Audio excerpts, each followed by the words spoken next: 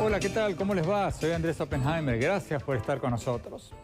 Hoy vamos a tener una extensa entrevista con el presidente de Colombia, Juan Manuel Santos.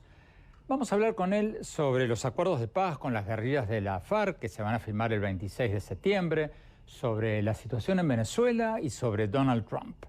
Santos dice que los acuerdos de paz de Colombia son históricos, que van a terminar con el conflicto armado más antiguo de las Américas y que van a ser un modelo para resolver conflictos armados en el resto del mundo. Pero sus críticos, como el expresidente Álvaro Uribe y algunos grupos de derechos humanos como Human Rights Watch, dicen que estos acuerdos van a sentar un pésimo precedente porque les van a dar impunidad, según ellos, a los criminales de guerra. Y dicen que la pregunta del referendo del 2 de octubre sobre el acuerdo de paz es tramposa, porque está formulada de tal manera que va a inducir una respuesta positiva de los votantes.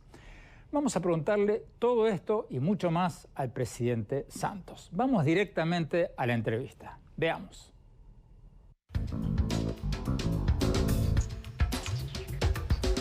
Presidente Juan Manuel Santos, muchísimas gracias por esta oportunidad.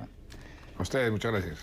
Presidente Santos, el 2 de octubre van a tener un plebiscito sobre los acuerdos de paz para que la gente responda en Colombia sí o no. ¿Cómo responde usted las críticas que le hacen quienes están a favor del no, de que este acuerdo de paz va a sentar un precedente malo, pésimo, para el futuro, porque le va a dar impunidad a criminales de guerra? No hablo solo de sus críticos internos, hablo de organizaciones de derechos humanos internacionales como Human Rights Watch. ¿Cómo responde usted a esta crítica de que los criminales de guerra van a tener impunidad? ¿Cuál es su respuesta a esa crítica? Que Human Rights Watch es la única ONG que ha dicho eso, porque 100 más dicen lo contrario. La Corte Penal Internacional, que es la instancia con más legitimidad, con más validez para opinar sobre ese tema, porque fue creada precisamente para resolver los conflictos armados sin que hubiera impunidad, está elogiando, está respaldando lo que aquí se ha hecho. La Corte Interamericana, la Comisión Interamericana de Derechos Humanos, encargada de proteger los derechos humanos, está diciendo, señalando claramente, mediante declaraciones públicas, que lo que aquí se ha hecho respeta esos derechos humanos. Aquí no hay impunidad, no habrá impunidad, porque los máximos responsables serán investigados, juzgados, condenados y sancionados. Y de eso se trata. Lo que pasa es que algunos quisieran verlos con 40 años de cárcel y solamente con una sanción, digamos, vengativa. La justicia transicional dice que las sanciones pueden ser también restauradoras, reparativas, y eso es lo que también estamos haciendo, que es una novedad, es una forma diferente a aplicar justicia, pero justicia habrá y no habrá impunidad. Presidente, dos repreguntas. Una, usted ha hablado de la Corte Penal Internacional. Los periódicos en Colombia dicen que esto es un aval total para el acuerdo de su gobierno con la FARC, pero Human Rights Watch, que usted recién menciona, dice que no, que el texto de lo que dijo la Corte Penal Internacional, la fiscal, habla de exigir sanciones efectivas. O sea, que no es que dice lo que ustedes hicieron está perfecto, fantástico y punto. Les está exigiendo sanciones efectivas, no es un cheque en blanco. Segunda pregunta. Muchos críticos externos e internos dicen que las sanciones son simbólicas, que los guerrilleros van a terminar cumpliendo una sanción en un campo de golf. ¿Cierto o falso? Eso dicen los críticos y algunos. ¿Y cómo se le ocurre que los guerrilleros van a acabar en un campo de golf? Hágame el favor. Eso no tiene ni pies ni cabeza. Lo que pasa es que sí hay, dentro de cualquier proceso de paz, la opción de aplicar la justicia ordinaria tal cual, entonces no se produce la paz, o de dar unos beneficios que la justicia transicional autoriza. Para eso se creó. en donde las penas no van a ser penas normales como estamos acostumbrados, pero sí va a haber la aplicación de la justicia. Y la Corte Penal Internacional lo que ha dicho es que lo que negociamos nosotros cumple con los requisitos mínimos del Tratado de Roma. Ahí están sus palabras textuales, entre comillas. Entonces no sé por qué están diciendo que la Corte Penal Internacional no está avalando lo que nosotros hemos negociado. Lo que dice la Corte es que, por supuesto, que lo que negociamos, que se cumpla. Y de eso se trata estos acuerdos, cumplir con lo acordado. ¿Pero qué dice, presidente, al argumento de que, supongamos que no sean campos de golf, pero que van a ser condiciones de suma comodidad para... ¿Quién ha dicho que de suma comodidad? Sus críticos. El presidente Uribe, Human Rights Watch... No, ¿y quién más? Y toda la gente que responde a Uribe, al Centro Democrático. Es una gran parte de Colombia, no, presidente. Señor, no, señor. Hoy en día, ese aspecto, esa crítica se ha quedado sin piso, porque salió a relucir la verdad. La justicia transicional se está convirtiendo en un precedente para el mundo entero. El mundo entero está respaldando estos acuerdos precisamente porque es la primera vez en la historia que hay un conflicto armado y las dos partes acuerdan un sistema de justicia para someterse a esa justicia. Nunca antes había sucedido que una guerrilla va a entregar las armas y se somete a una justicia donde no habrá impunidad. Los máximos responsables serán condenados. Entonces eso es algo sin precedentes. Los estudiosos del mundo entero, los europeos, están diciendo esto que está sucediendo en Colombia es algo maravilloso para poder resolver conflictos armados. Ahora, que no podamos satisfacer los que quieren que la guerrilla vaya 40 años a la cárcel, pues sentimos mucho, pero es que si les decimos que van 40 años a la cárcel no va a haber paz. ¿Pero van a ir un año a la cárcel? ¿Van a ir una semana a la cárcel? ¿A la cárcel? Entre 5 y 8 años a una restricción efectiva de su libertad. No es una cárcel con barrotes como están y con pijamas a rayas como están queriendo algunos, pero es una sanción, es un juicio donde están siendo condenados. Y esa es una parte pequeña de este acuerdo. Andrés, lo que este acuerdo nos está permitiendo es terminar una guerra que ha desangrado a Colombia durante más de 50 años. Es una oportunidad única para el pueblo colombiano, única, que nos va a permitir a nosotros dejar de vivir en guerra. El último conflicto armado en todo el hemisferio occidental, en todas las Américas. Eso es lo que esta paz nos va a permitir. Entonces, fíjese lo que han hecho los críticos que han estado aquí en este programa. Comenzaron a decir que las FARC no se iban a desarmar. Acuérdense en su programa. Dijeron, no, es que las FARC no se van a desarmar. Pues sí se van a desarmar. Y no solamente se van a desarmar, sino que le van a entregar las armas a las Naciones Unidas. Que las FARC no se van a concentrar. Pues sí se van a concentrar para desarmarse. Y ahí están definidas los 23 sitios donde se van a concentrar. Que es que vamos a regalar la propiedad privada y vamos a sacrificar la propiedad privada. Mentiras, ahí no hay ningún sacrificio. La propiedad privada se va a respetar, se respeta nuestro modelo económico. Aquí no hemos negociado la revolución por decreto, como querían las FARC al principio, por supuesto. Entonces, aquí lo que ha habido es una desinformación durante 4 años sobre lo que se está acordando, y si usted se estudia los acuerdos, si usted los lee en detalle, se da cuenta que es un acuerdo responsable. Cada paso que hemos dado se ha dado a conciencia, sabiendo los costos y los beneficios, y por eso este acuerdo se está convirtiendo en un modelo para el mundo entero.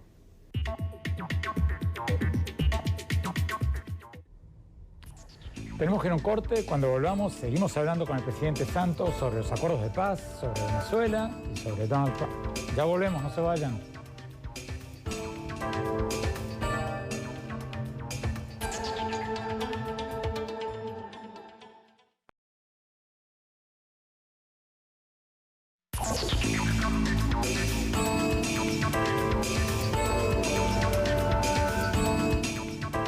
Gracias por seguir con nosotros. Estamos hablando con el presidente de Colombia, Juan Manuel Santos, sobre los acuerdos de paz con las guerrillas de la FARC. El presidente Santos dice que estos acuerdos son históricos, que van a servir de modelo para resolver conflictos armados en todo el mundo. Pero sus críticos dicen que estos acuerdos le van a dar impunidad a criminales de guerra y que muchos guerrilleros no se van a desmovilizar, sino que van a cambiar de uniforme y unirse a otros grupos de guerrilleros como el ELN.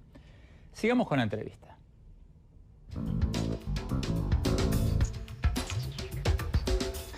Presidente, ¿qué responde usted a las críticas de que, modelo o no modelo, todos estos acuerdos de paz terminan siendo impugnados y de alguna manera derrumbados en procesos ante los tribunales de las víctimas?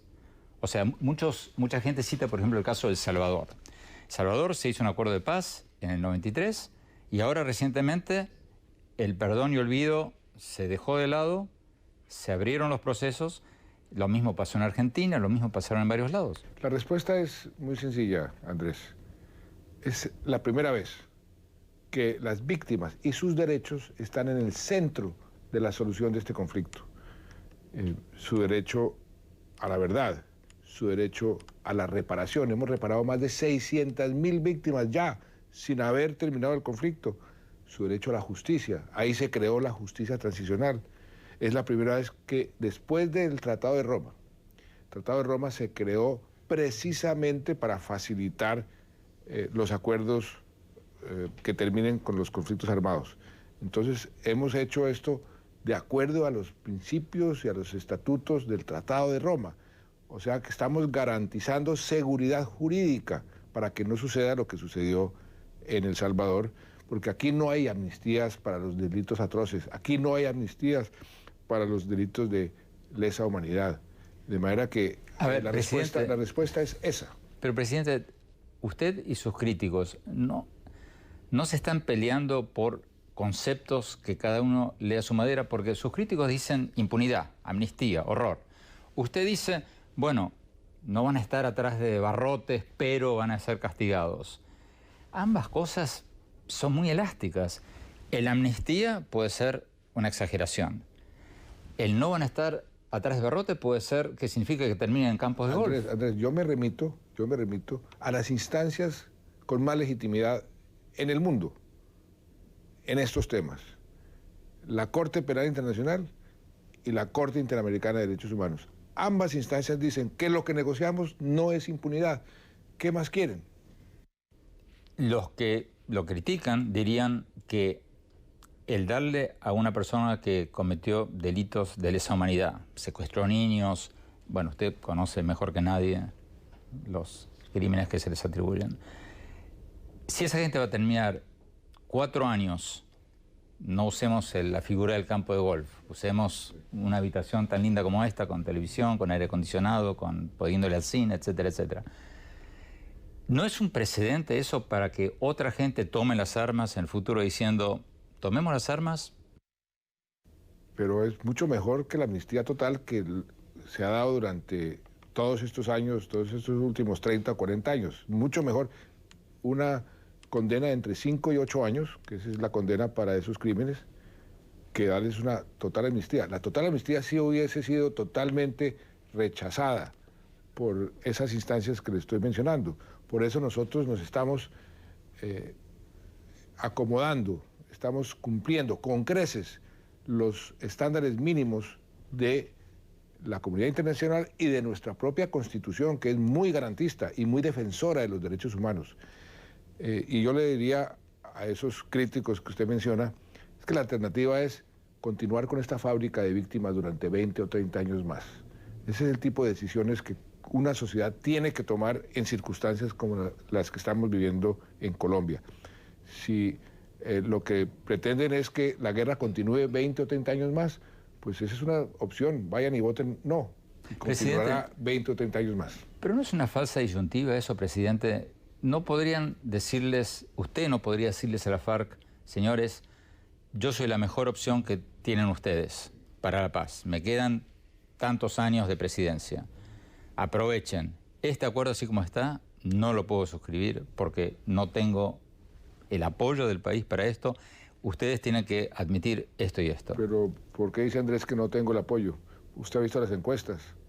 Más que duplicamos los del sí a los del no. Entonces, pero sí están muy tengo parejos. apoyo, ¿no? Pero 60% versus 28% es parejo. La última encuesta que vi hoy en el periódico dice que el 70% de los colombianos están descontentos con el rumbo del país. No, eso es otra cosa. No me confunda lo uno con lo otro. El proceso de paz. ¿Cuánta gente está apoyando el proceso de paz? Más de 2-1. O sea que hay un apoyo mayoritario y contundente, y usted lo va a ver en las elecciones. Otra cosa es que no les guste el presidente, otra cosa es que no les guste el gobierno, pero el apoyo de paz tiene una gran mayoría a favor de él. Ahora volvemos a eso, pero antes, siguiendo con el tema de sentar un precedente potencialmente pernicioso. Así como hay gente que dice el darles penas leves va a ser un precedente para que otros digan tomemos las armas, también está el tema de que les van a dar 10 escaños en el Congreso a los ex comandantes guerrilleros por 8 años. ¿No es un aliciente eso? Es decir, o sea, tomemos las armas y después nos dan automáticamente. ¿Por qué esta gente no tendría que competir en el sistema político? Va a competir. Pero van a recibir automáticamente 10 escaños. Si no logran el umbral, les vamos a dar unos escaños. ¿Cuántos escaños se les dio en el pasado? ¿Cuántos escaños se les ha dado en Sri Lanka, en El Salvador, en todas partes? Muchísimos más. Ese es un precio mínimo, porque de eso se trata un proceso de paz, que dejen las armas y que puedan continuar con su lucha política, pero sin violencia. El propósito fundamental de todo este proceso es ese. Entonces, la gente que dice cómo es que no les van a dar un espacio político, entonces que van a continuar en la guerra durante 20 años o 30 años más, esa es la alternativa. Y eso es lo que yo considero, y el pueblo colombiano considera, pues que ya es suficiente 50 años de guerra. Terminemos esta guerra y terminamos de la mejor forma posible. Esta es una guerrilla, la más vieja, la más grande de América Latina, que combatió nuestra Constitución, nuestras leyes, nuestras instituciones, y que ahora se está sometiendo a nuestra Constitución, a nuestras leyes, a nuestras instituciones, y que no solo eso, sino que está aceptando que sus enemigos, con quienes combatieron durante 50 años, nuestros soldados y policías, sean los que los cuiden. Eso es un gran ejemplo, un gran ejemplo.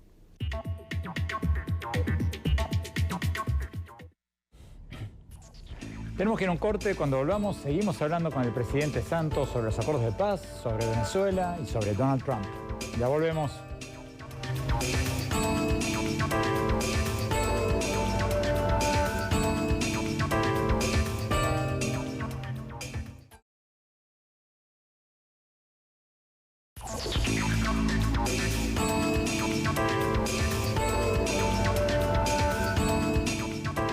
Gracias por seguir con nosotros. Estamos hablando con el presidente de Colombia, Juan Manuel Santos, sobre los acuerdos de paz con las guerrillas de la FARC y varios otros temas.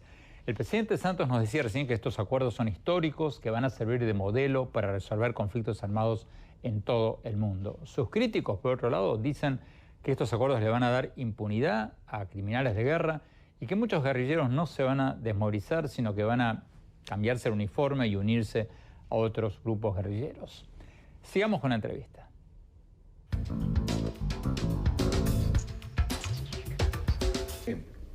Sus adversarios políticos, presidentes, dicen que es ingenuo pensar que las FARC van a dejar las armas y que muchos de estos guerrilleros van a unirse a las filas del narcotráfico, de los cárteles del narcotráfico, o cambiarse de camiseta y pasar al ELN o otros grupos guerrilleros porque esa es su forma de vida. ¿Cierto o falso? Pues falso por lo siguiente. Uno de los puntos que yo insistí en que se incluyera fue el punto del narcotráfico.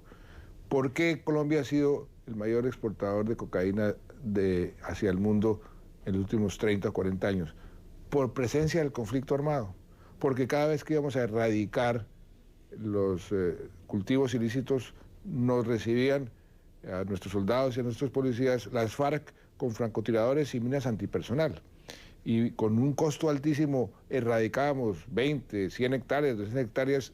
Al otro día, cuando nos íbamos, iban y replantaban esas mismas matas o unas más productivas, y por eso nunca hemos dejado de ser el primer exportador de cocaína del mundo. Ahora sí, porque uno de los compromisos es que ellos van a colaborar con el Estado. Miren la diferencia en la sustitución de cultivos lícitos, ilícitos por lícitos. Eso para el mundo entero es de un enorme, enorme beneficio.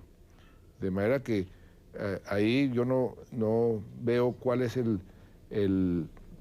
la crítica. Ahora, Andrés, no se le olvide, ¿quién ha sido la persona, el gobernante que más duro les ha pegado a las FARC?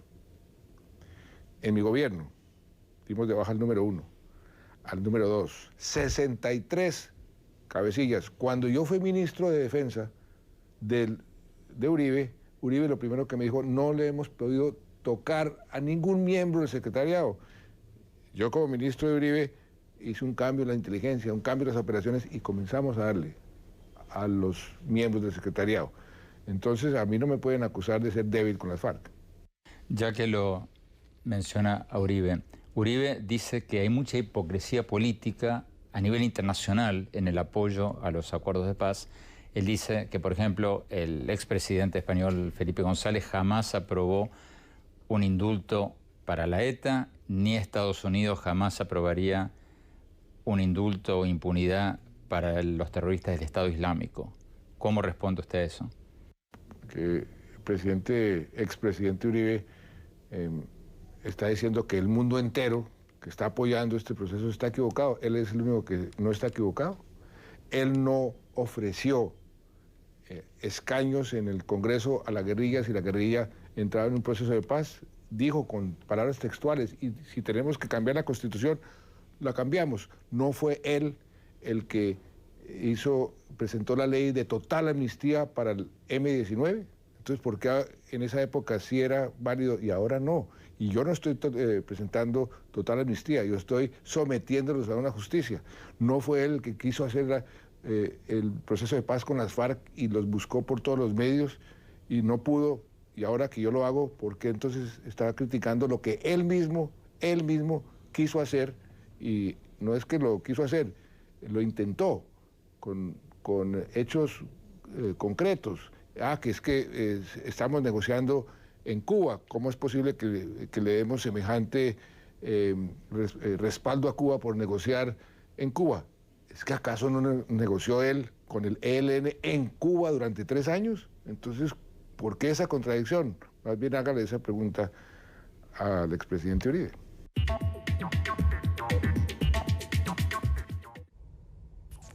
Tenemos que ir a un corte. Cuando volvamos, vamos a ver lo que nos dijo el presidente Santos sobre Venezuela y sobre Donald Trump. Ya volvemos, no se vayan.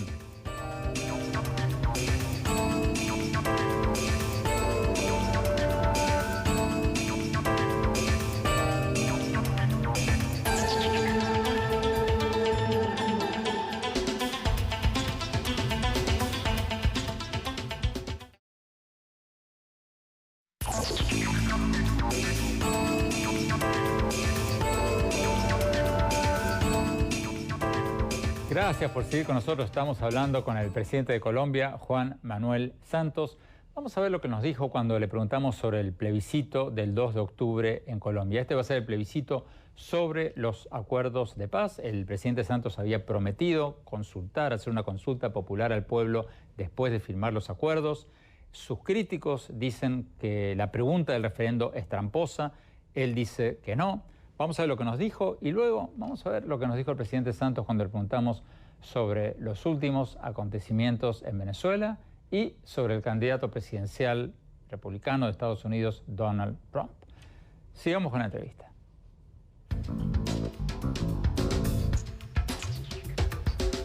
Presidente, hablemos de lo que usted mencionaba hace unos momentos, el tema del plebiscito del 2 de octubre.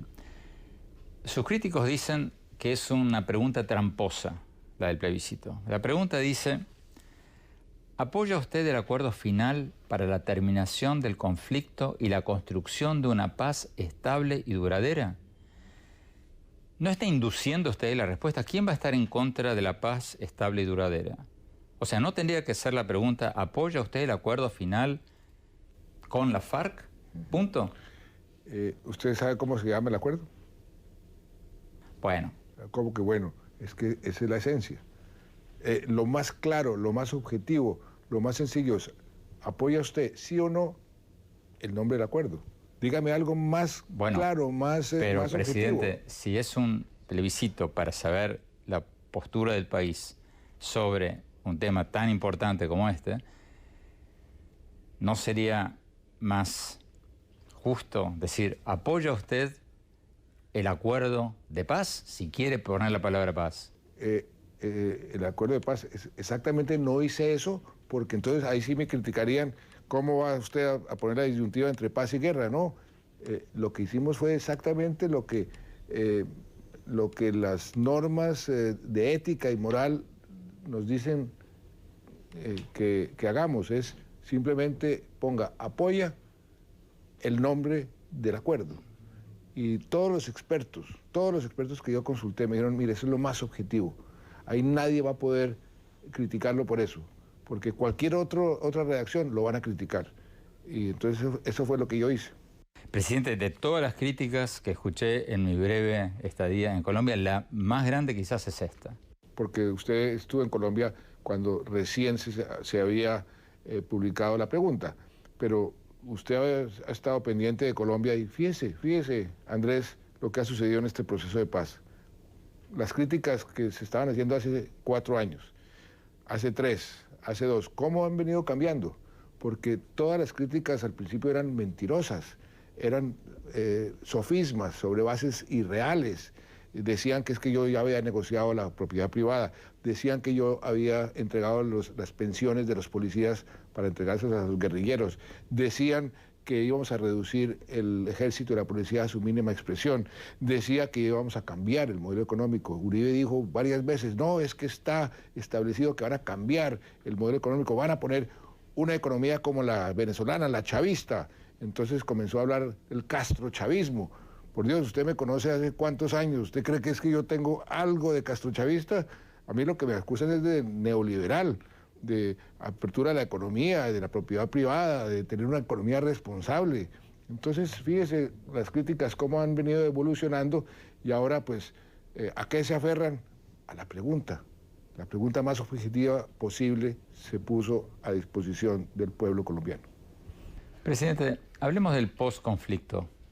Supongamos que se aprueba esta pregunta, inducida o no, supongamos que se aprueba el 2 de octubre. ¿Cómo van a financiar ustedes el postconflicto? Porque hace pocos días, por ejemplo, salió la noticia de que Estados Unidos que iba a apoyar esto con 400, si usted me corregirá, creo que eran 450 millones de dólares. Por un tema de tiempos, el Congreso de Estados Unidos estaba en receso, el presidente Obama se va en pocos meses, no va a haber tiempo para aprobar la ayuda suplementaria de 90 millones de dólares para Colombia para el postconflicto. Mucha gente tiene miedo de que ustedes en el gobierno no puedan cumplir con las promesas de subvencionar a los guerrilleros desmovilizados, etcétera, etcétera, y que todo esto de marcha atrás. Nunca hemos dependido de la plata de Estados Unidos. El Plan Colombia lo financiaron un 5%, nosotros financiamos el 95%. Ahora es Paz Colombia.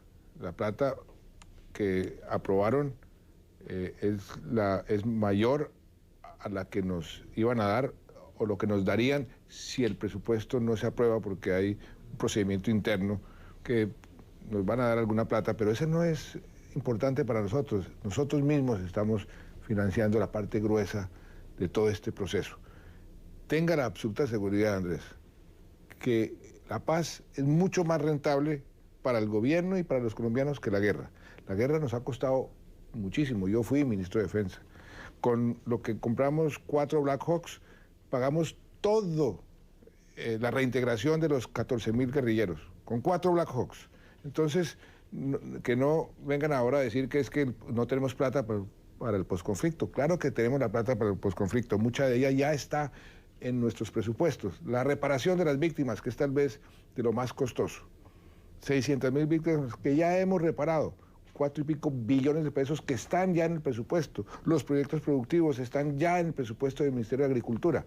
Habrán otros recursos que vamos a financiar para proyectos específicos, pero eso lo va a hacer en forma escalonada durante los próximos 10, 15 años, sin socavar algo que para mí es muy importante, que es nuestra viabilidad fiscal, la responsabilidad de nuestra macroeconomía, que es algo que yo he cuidado como algo muy precioso, un activo muy importante, es algo que vamos a seguir cuidando.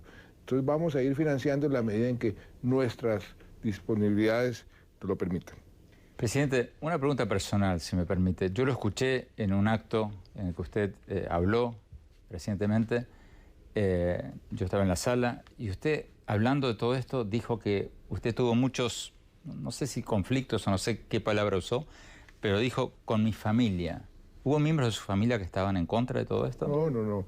Es lo que sufre la familia por los problemas en que está pues el papá o la mamá. Ese es el problema de, digamos, de preocupación de la familia con los ataques que me hacen por haber iniciado el proceso de paz. Ese es el tipo de preocupaciones familiares. Presidente, Venezuela. Tenemos que hablar de Venezuela. Brasil, Argentina, Perú, otros países del Mercosur han cuestionado la presidencia de Venezuela del Mercosur por no cumplir con cláusulas de derechos humanos. Usted, Colombia no está en Mercosur, pero ustedes son uno de los miembros fundadores de UNASUR. ¿Usted piensa igual sobre la participación de Venezuela en UNASUR? ¿Habría que condicionar el voz y voto de la participación, la membresía de Venezuela en UNASUR por su récord en democracia y derechos humanos?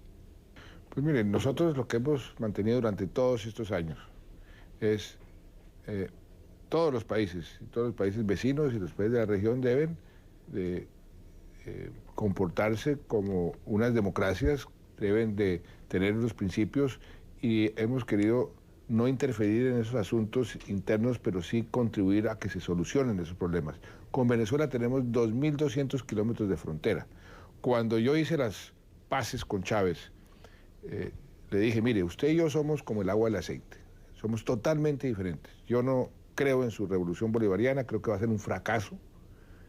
Usted no va a creer en mi democracia liberal, usted no cree en eso, pero por el bien de Venezuela y por el bien de Colombia, cualquier diferencia la vamos a dirimir por las vías diplomáticas o las vías personales, no a través de los medios de comunicación, porque nosotros tenemos una responsabilidad con los pueblos de Venezuela y de Colombia. Y así ha sido, no ha sido fácil, ha sido una situación muy difícil. Ellos saben que yo no comulgo con la revolución bolivariana, lo saben perfectamente, pero no salgo todos los días para tratar de buscar adeptos aquí en Colombia a criticarlos. Sí les he dicho, y les he dicho en público, por ejemplo ahora con lo del referendo revocatorio, ojalá se agilice, eso es lo que el pueblo colombiano salió a las calles a exigir, y ojalá se pueda lograr que se cumpla con la Constitución y con lo que el pueblo venezolano está pidiendo, pero yo no voy a salir todos los días a atacar al régimen venezolano, porque eso es lo que mucha gente quiere que haga. ¿Para qué? Para incendiar nuevamente las relaciones entre Venezuela y Colombia, y eso ¿a quién beneficia? A nadie. ¿A quién perjudica? A la propia oposición venezolana, y ellos mismos lo saben porque hemos mantenido unas buenas relaciones también con la oposición. ¿Le frustra a usted que el gobierno venezolano no esté permitiendo un referendo revocatorio este año? Es que ese es un asunto de Venezuela, no un asunto de Colombia. Y yo no voy a entrar a caer en la trampa de atacar a Venezuela para que entonces se incendien las relaciones. Yo le estoy diciendo en lo que nosotros creemos, hemos querido facilitar el diálogo entre la oposición y el gobierno por todos los medios posibles. Porque si hay un país que se afecte con lo que sucede en Venezuela es Colombia. Entonces nos interesa el bienestar de todos los venezolanos, de todos. Y por eso hemos estado siempre dispuestos a fomentar el diálogo, a fomentar soluciones. No se imagina cuántas veces no he hablado yo con ambas partes para ver si podemos encontrarle esta o aquella solución. Somos los más interesados en que se encauce hacia un buen rumbo la problemática venezolana. Finalmente, presidente Santos, un tema que nos obsesiona, por decirlo así, a muchos en Estados Unidos, Donald Trump. Donald Trump ha hablado recientemente muy duramente sobre la inmigración, sobre el libre comercio, dos temas que afectan directamente a Colombia. ¿Cómo ve usted las posturas de Donald Trump sobre inmigración y sobre comercio? Yo no me voy a entrar a criticar a ninguno de los candidatos. Lo que les puedo decir en este momento es que yo soy muy amigo de Hillary. Ella nos ayudó muchísimo como secretaria de Estado, la conozco muy bien, sé que nos va a seguir apoyando, así lo ha dicho. A Trump no lo conozco y no voy a entrar a criticar a un candidato u otro, porque si algo he aprendido es a respetar las elecciones en cualquier país de la región. Bueno, pero el señor Trump habla de quebrar el libre comercio. Pues si cierra el libre comercio, pues está en contra de lo que nosotros creemos que es lo conveniente. Yo creo en el libre comercio, yo fui el que abrí la economía colombiana, a mí me tocó como ministro de Comercio Exterior iniciar, acuérdese usted, Andrés, toda la apertura económica. Creo que a los países les conviene y al mundo le conviene el libre comercio. Si él está en contra del libre comercio, pues me parece que está equivocado, pero yo no voy a entrar a tomar partido en la elección de ningún otro país, porque creo que no me corresponde como jefe de Estado de Colombia. Finalmente, sin entrar en apoyos o no apoyos, ¿la postura de Trump sobre inmigración afectaría a un país como Colombia? Pues nosotros tenemos muchos colombianos viviendo en Estados Unidos. Por supuesto que nosotros favorecemos una política mucho más generosa que la que Trump está aduciendo.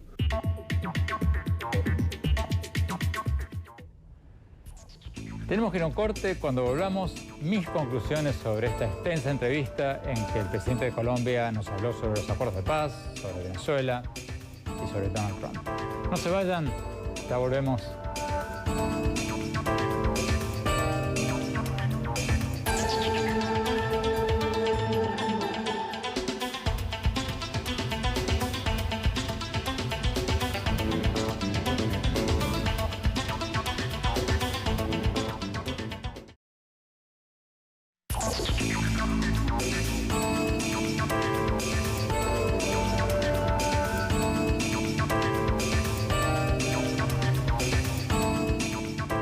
Muchas gracias por habernos acompañado y no se olviden de seguirnos en nuestro Twitter, @OppenheimerA, en nuestra página de Facebook, Andrés Oppenheimer, y en nuestra página de internet, andresoppenheimer.com, Andrés Oppenheimer todo seguido. Si se registran ahí van a poder recibir gratuitamente todas mis columnas del Miami Herald y nuestros más recientes programas de televisión. Les recuerdo la dirección, es andresoppenheimer.com, todo seguido. Y si ven allí alguno de nuestros últimos programas que les pareció interesante, compártanlo por favor con sus amigos en las redes sociales. Bueno, mi conclusión tras la entrevista con el presidente Santos. Como lo dije en mi columna del Miami Herald, más allá de que estemos a favor o en contra de los términos de estos acuerdos de paz, creo que Colombia se ha convertido en un país monotemático. Hace 3 años que no se habla de otra cosa que de los acuerdos de paz, y eso va tanto para el gobierno como para la oposición en Colombia.